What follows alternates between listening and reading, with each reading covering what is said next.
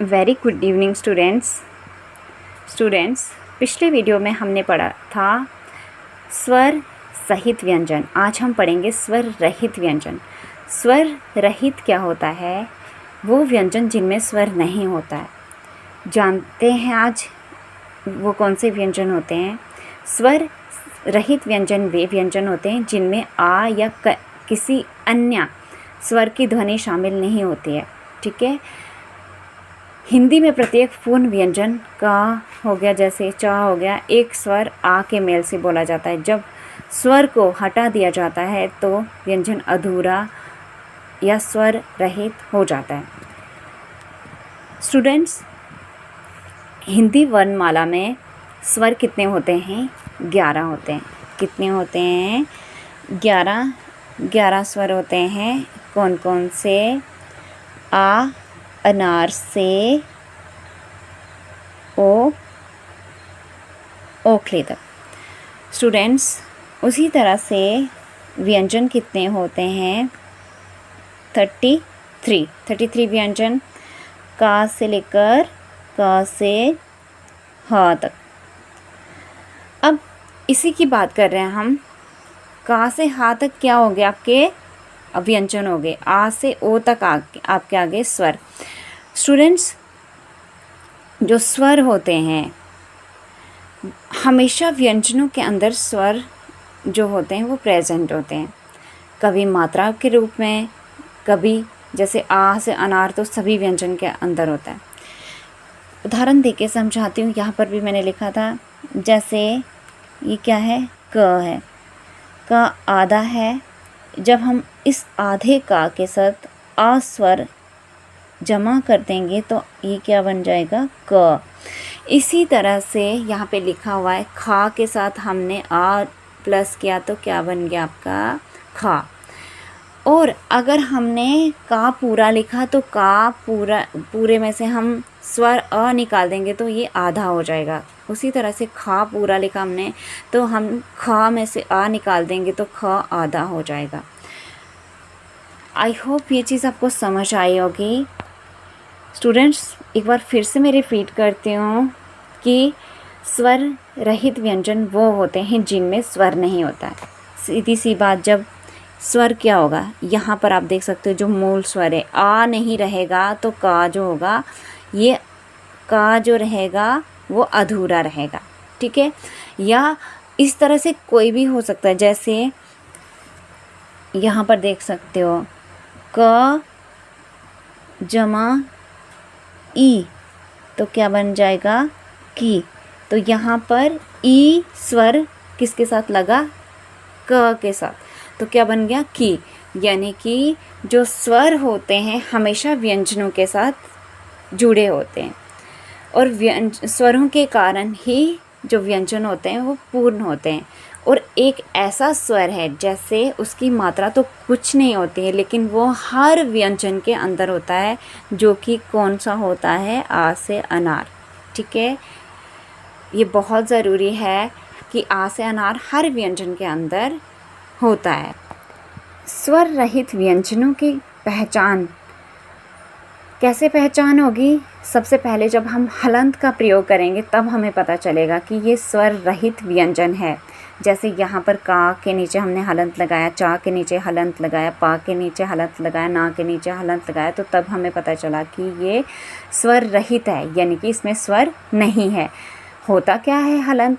जब किसी व्यंजन में से स्वर निकाल दिया जाता है, मतलब कि हमने व्यंजन में से स्वर निकाल दिया तो उसे उसके नीचे लिखने के लिए व्यंजन के नीचे हम क्या करते हैं? तिरछी रेखा लगाते हैं, तो उसे हम हलंत कहते हैं। जैसे कि यहाँ पर उदाहरण के लिए मैंने लिखा है, जैसे क है, क में से अ स्वर अगर हमने निकाल दिया तो ये पूरा का था, तो ये क्या हो गया?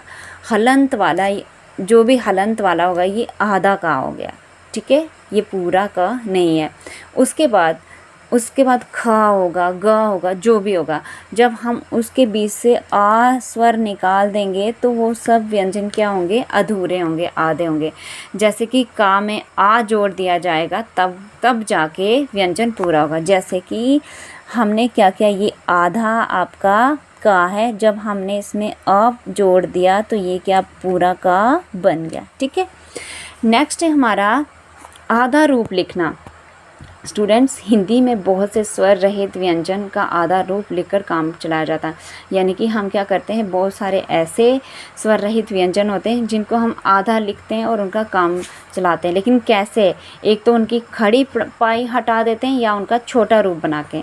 देखो, छोटा रूप बना के कैसे? जैसे क है, का स्वर को अगर हमने स्वर रहित करना हो तो का को या तो हम आधा लिखेंगे या तो हम का को आधा कैसे लिखेंगे? जैसे क, ठीक है, का, तो ये वाली जो है ये वाला हम हटा देंगे। ठीक है, ये मैं आपको बाद में बताऊंगी कि ये जो होता है ये क्या होता है, ये अगली वीडियो में मैं आपको बताऊंगी।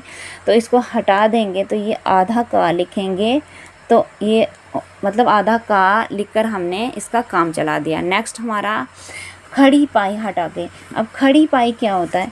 जैसे फॉर एग्जांपल ये है पत्ता, प, ऐसे तो पत्ता ऐसे होना चाहिए ना, प, त और ता, लेकिन हम जब पत्ता लिखते हैं तो इसकी ये वाली जो खड़ी पाई है ये हटा देते हैं। क्या होती है खड़ी पाई? मैंने पिछले वीडियो में बताया आपको कि खड़ी पाई क्या होती है। जैसे ये त है, ता के साथ जो ये डंडी है, ठीक है, सीधी रेखा है, इसको हम खड़ी पाई बोलते हैं। तो जब हमने इससे ता से खड़ी पाई हटा दिया तो ये क्या हो गया? आधा ता हो गया। तो ये हो गया आपका पत्ता। उसके बाद आता है आपका हिंदी वर्णमाला में रा के रूप में। रा के रूप में अगर रा को हमने स्वर रहित बनाना हो तो उसका क्या प्रयोग होगा या कैसे हमें पता चलेगा? तो उसको हम क्या करते हैं, या तो पैदन या तो रेफ के रूप में क्या करते हैं, उसको हम मतलब पैदन या रेफ का जो रूप, उसके मदद से हम इसको समझते हैं। स्वर रहित रा का प्रयोग विशेष रूप से अन्य व्यंजनों के साथ जोड़ने, पैदन या रेफ के लिए किया जाता है। जैसे रेफ की मात्रा, ठीक है ना, रेफ की मात्रा क्या होती है? जब रा स्वर रहित होता है, यानी कि रा जो है इसमें स्वर नहीं है। मान लो ये रा है तो इसमें स्वर नहीं है, यानी कि ये अ नहीं है, ठीक है, अ नहीं है, तो ये क्या होगा? तो ये अगले व्यंजन के सिर पे जाकर लग जाएगा। जैसे क आधा है, ठीक है ना, तो क जमा अ जमा र। अब रा यहाँ पर आधा है ना, आधा कैसे? क्योंकि इसके नीचे हलंत लगा है, तो र, तो ये आ जाएगा म। तो ये क्या बन जाएगा? इसको हम कैसे लिखेंगे? क, तो क, फिर रा किसके ऊपर लग जाएगा? माँ के सिर के ऊपर लग जाएगा। यानी कि जो अगला व्यंजन होगा, अगला व्यंजन देखो ना, ये का है, का के अगला व्यंजन क्या हो गया? ये अगला व्यंजन माँ हो गया। एक व्यंजन ये है, एक व्यंजन ये है, तो का के बाद रा आधा है, तो ये रा किसके ऊपर चले जाएगा? इसके ऊपर। तो क्या बन जाएगा? का र म, करम। तो इस तरह से इसका प्रयोग होता है। आई होप आपको समझ आया। जिसको नहीं समझ आया वो मुझे कमेंट बॉक्स में पूछ सकता है। Thank you so much.